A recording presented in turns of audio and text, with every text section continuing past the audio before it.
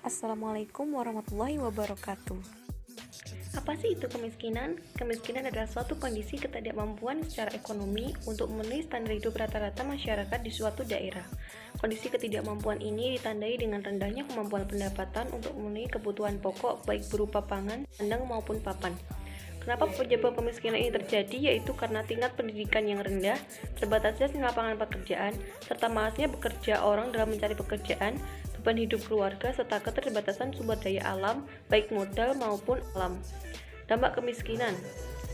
Banyak dampak yang terjadi disebabkan oleh kemiskinan, di antaranya yaitu kesejahteraan masyarakat rendah.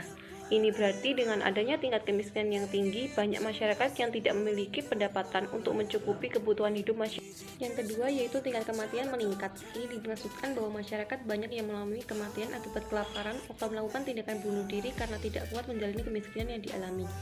Banyak penduduk kelaparan karena tidak mampu untuk memenuhi kebutuhan akan makanan yang mereka makan untuk sehari-hari. Yang keempat yaitu tingkat pendidikan rendah, dan selanjutnya yaitu tingkat kriminalitas meningkat. Lalu apa sih yang dimaksud dengan distribusi pendapatan? Distribusi pendapatan merupakan suatu proses peredaran atau penyaluran data dari yang punya kepada pihak yang berhak menerima, baik melalui proses distribusi komersial maupun melalui proses yang menekankan pada aspek keadilan sosial. Tujuan dari distribusi pendapatan sendiri yaitu untuk meningkatkan taraf hidup yang masih berada di bawah garis kemiskinan, serta pemerataan pendapatan secara menyeluruh dalam arti mempersempit perbedaan tingkat pendapatan antar rumah tangga ataupun penduduk. Hubungan antara per kapita dengan distribusi pendapatan yaitu pendapatan per kapita adalah tingkat rata-rata pendapatan penduduk suatu negara pada periode tertentu yang diperoleh dan membagi pendapatan dengan jumlah penduduk. Selain pendapatan nasional, tingkat kesejahteraan suatu negara dapat dilihat melalui pendapatan per kapita.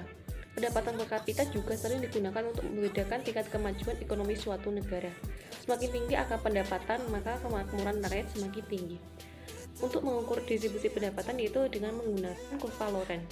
Kurva Lorenz adalah kurva yang memperlihatkan hubungan kuantitatif antara persentase penerimaan pendapatan dan persentase total pendapatan yang benar-benar diperoleh selama jangka waktu tertentu. Dari diagram tersebut dapat kita baca bahwa pada tahun 2019 dengan jumlah penduduk 2.174 penduduk laki-laki serta 2.190 penduduk perempuan dengan total 4.364 jiwa. Dan pada tahun 2020 terdapat 2.124 jiwa laki-laki dan 2.205 jiwa perempuan dengan total seluruh penduduk mencapai 4.329 jiwa. Maka dapat disimpulkan pula bahwa penduduk desa Putat mengalami penurunan jumlah penduduk sebanyak 35 jiwa. Profesi rata-rata penduduk desa Putat yaitu sebagai petani dengan persentase 60% dan 40% seperti kulit bangunan, swasta, dan pedagang. Dan pedagang pun hanyalah minoritas saja di desa tersebut karena banyaknya lahan yang ada di desa Putat. Dari data tersebut bahwa penghasilan tiap pekerjaan berbeda. Yang pertama, pendapatan dari petani kurang lebih sebesar 1 juta. Dalam satu bulan penghasilan bersih dari petani sendiri tidak dapat dikatakan 1 juta karena penghasilan tersebut masih kurang atau masih harus dibagi dengan tenaga kerja yang memanen, transportasi, dan lain sebagainya. Pendapatan dari wira swasta sebesar 1.500.000, selanjutnya penghasilan tukang kayu sebesar 2 juta, namun dalam besar penghasilan ini pun juga dipengaruhi oleh pesanan dari konsumen. Kemudian pendapatan PNS sebesar 3 juta, penghasilan PNS sendiri tiap golongan berbeda. Dari data yang kami peroleh mengambil rata-rata penghasilan PNS kurang lebih 3 juta. Dan terakhir penghasilan kuli bangunan bisa sampai 1.800.000 apabila bekerja dalam 1 bulan penuh tanpa libur. Dalam seharinya kuli bangunan mendapatkan penghasilan sebesar 60 juta dikali 30 hari, jumlahnya 1.800.000.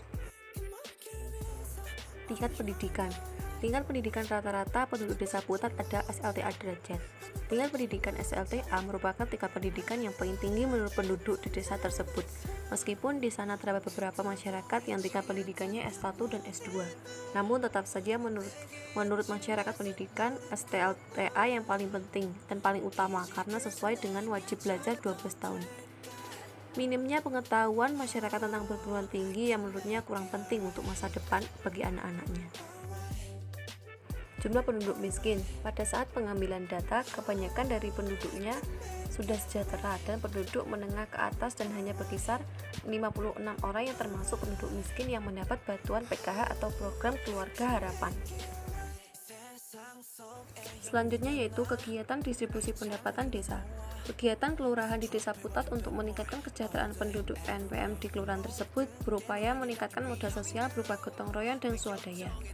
Masyarakat di Desa Putat tersebut ada beberapa program pemberdayaan masyarakat seperti LPMD atau Lembaga Pemberdayaan Masyarakat Desa, BPD Badan Pemusyawaratan Desa, BUMDes atau Badan Usaha Milik Desa, dan Posyandu, pos pelayanan terpadu yang terdiri dari balita dan lansia. Itulah analisis kemiskinan dan distribusi pendapatan di Desa Putat. Sekian, terima kasih. Wassalamualaikum warahmatullahi wabarakatuh.